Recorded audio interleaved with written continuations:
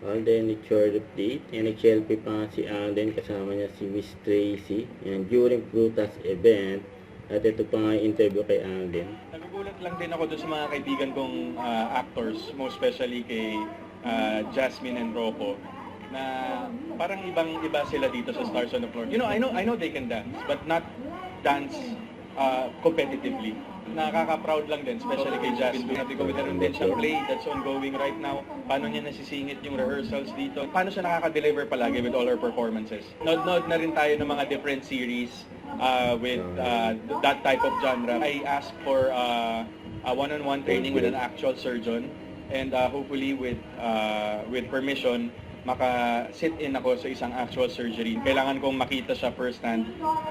Ano ba yung nangyayari? Ano yung mood? Ano yung pakiramdam? Ano yung atmosphere in a surgery room?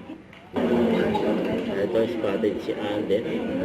Sa SM Prime headquarters. So, yung bagong endorsement ni Alden ng Prutas.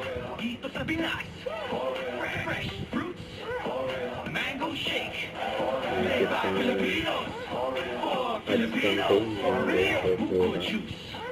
Enjoy it daily. Lahat from Frutas! Frutas. Real fruits, Yan, no? real fresh. Real Pinoy. That's Frutas for real.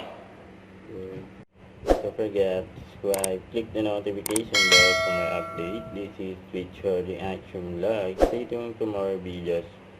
See ya.